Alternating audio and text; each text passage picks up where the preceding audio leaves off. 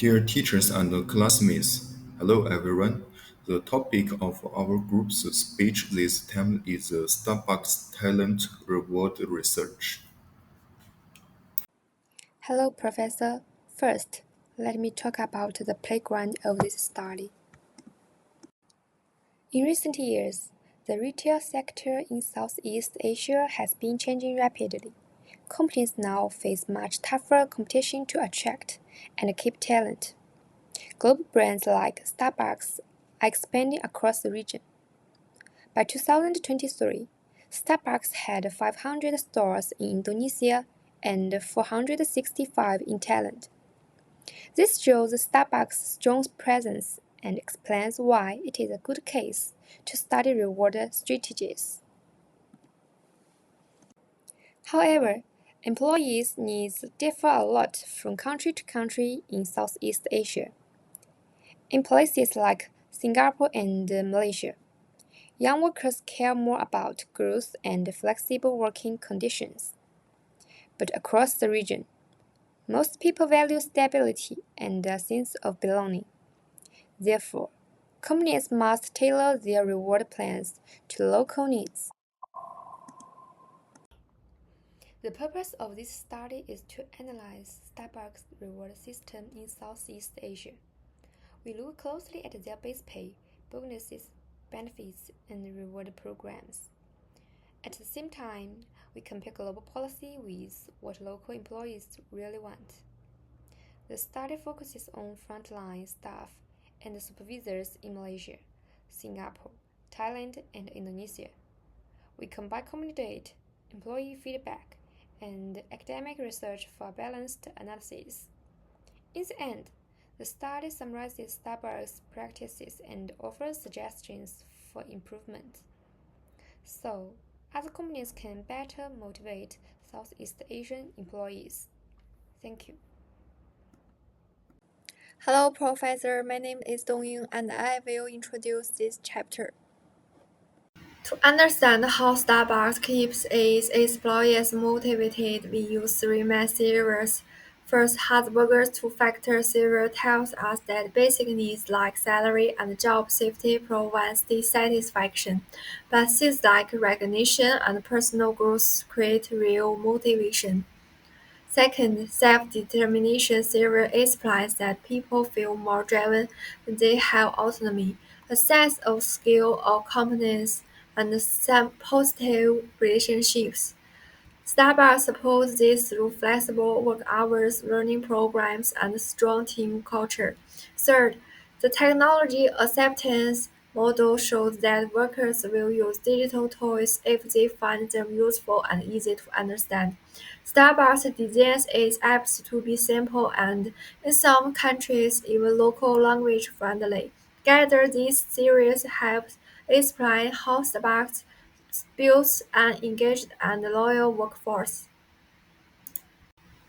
Starbucks apes its motivation strategies to fit each country's culture.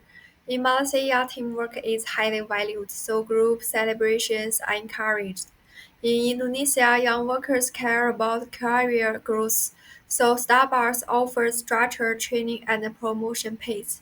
In the Philippines and Thailand, inclusive hiring helps young people from underrepresented backgrounds.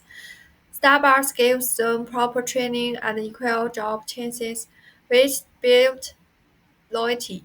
Singapore focuses on customer service, so employer bonuses are linked to customer feedback. In Vietnam, education support and flexible leave are more important. Even Starbucks apps are adapted. In tech-savvy cities like Jakarta, digital toys works well. But in rural areas, Starbucks provides extra support to help employees adjust.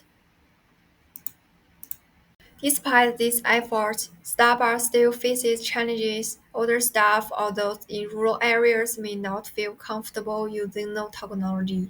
Without support, they may feel left out. Also, many small outlets don't offer clear career growth. A study from Malaysia showed that 38% of part-timers left within 18 months. They don't see a future in the job. Giving feedback is another issue. In many Southeast Asia cultures, staff don't feel comfortable speaking up. To solve this, Starbucks introduced anonymous toys and third-party feedback channels. COVID-19 also affected morale. Flexible work and wellness programs helped in some places, but not everywhere. This problem shows that motivation is not one size fits all. To respond to these issues, we created an integrated framework. It combines Hasberger's ideas, SDT's emotional needs, and the TAM's stage focus. But we also added local culture and generational differences, especially Gen Z expectations. Recognition alone isn't enough. Younger workers want growth, purpose, and support. So, a complete motivation system must include rewards, career pace, and digital toys that stay easy to use and meaningful. Most studies only look at one or two factors like motivation or culture, but not both. Very few connect motivation, technology, and culture together, especially in Southeast Asia. That's the gap our study fills. We offer a complete model that fits real-world HR needs across the region. In the next chapter, we will test this model with data to see which factors actually improve retention. We hope this will help Starbucks and other service companies better support their teams. Thank you very much. Today, I would like to share with you our research on Starbucks talent reward strategies in Southeast Asia. In today's business world, it's not enough to just hire good people. Companies must know how to motivate, reward, and keep them. Starbucks, being a global brand, offers a great example of how rewards can support employee happiness and business success.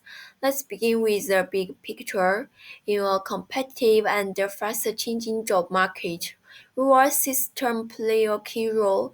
They are not just about salary, they are about motivating employees, improving their performance, and helping them feel proud of their work. Starbucks has built different strategies to support employees in many countries, especially in Southeast Asia. Each country in this region is unique. What works in Singapore may not work in Indonesia, so Starbucks uses a localized reward approach, balancing global ideas with local needs. Now let's talk about the theories behind these strategies. Starbucks has adopted some well-known psychological and human resource concepts. Starbucks follows a comprehensive reward model. This model includes basic salary, bonus, benefit, recognition, career opportunity. This complete system makes employee feel support in many aspects, not just in terms of financial support. They use a hybrid reward system, which means they follow some global practice, but also adjust them to local culture. Some examples include competitive salary based on local market standards, healthy care even for part-time employees in some countries, recognition program like Partner of the Quarter, career goals including promotion from barrister to manager, beanstalk program which offers stock options to full-time staff. They also show respect for local culture. In Zionist Asia, teamwork and hierarchy are very important, so Starbucks gave team basic points and promotes people fairly. They even include family health care, which is highly valued in this region. To conclusion, Starbucks has created a smart and flexible reward system in Southeast Asia. It supports motivation, respects cultural values, and helps employees grow in their careers. By mixing global reward strategies with local needs, Starbucks is not making coffee, they are also building a strong and happy workforce. Thank you. Today I'm going to talk about the Starbucks talent reward stage in Southeast Asia.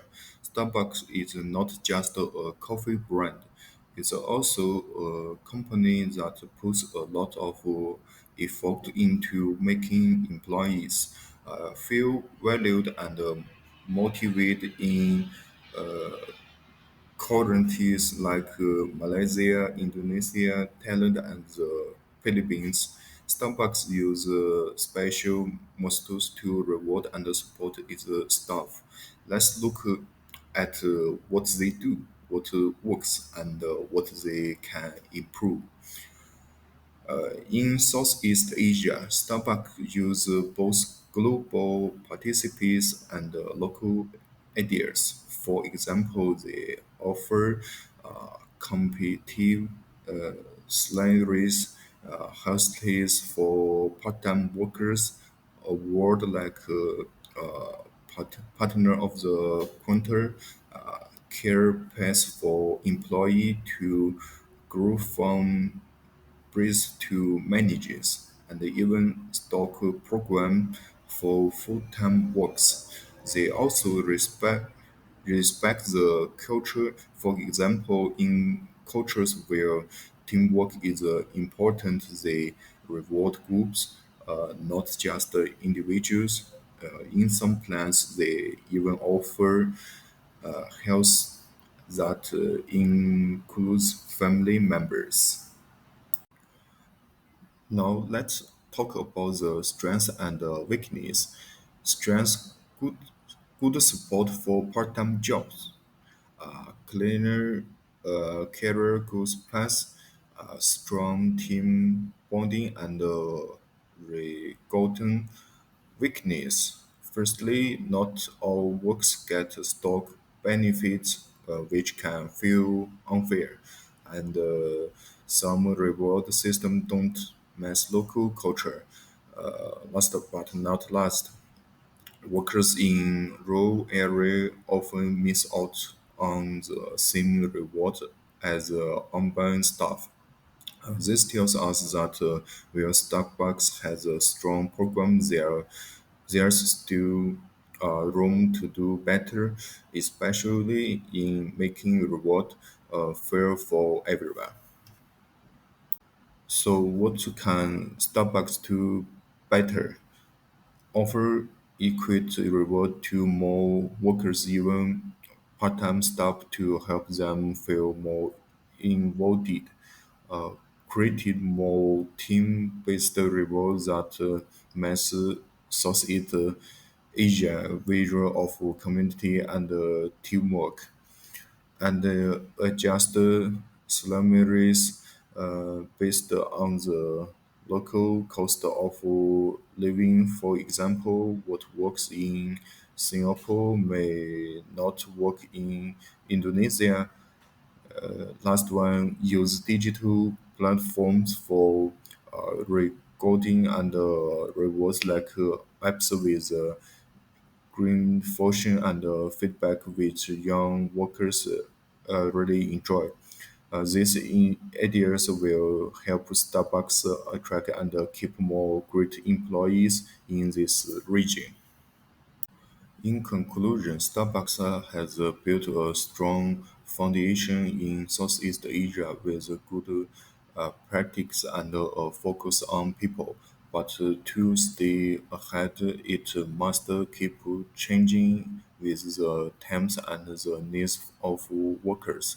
The key takeaway is reward stages must be fair, local, and people-oriented. That's how Starbucks can continue to grow in Southeast Asia, not just by selling coffee. but by becoming the employer of choice in the region. Thank you. Hello, Professor. In part 4, we will focus on the problem the Starbucks faces in its incentive mechanism in Southeast Asia and the purpose optimization suggestions. There are three key issues. First, junior and part-time staff have limited access to stock incentives, which reduces their sense of long-term belonging. Second, performance-based rewards often conflict with the region's collectivist values, where team achievement is emphasized more than individual performance. Third, there is a digital gap between urban and rural areas, making technology-based feedback and recognition systems less effective and less equitable. Therefore, Starbucks needs to enhance cultural integration, improve digital accessibility, and design tiered incentive structures. To address these issues, we propose 6 key recommendations.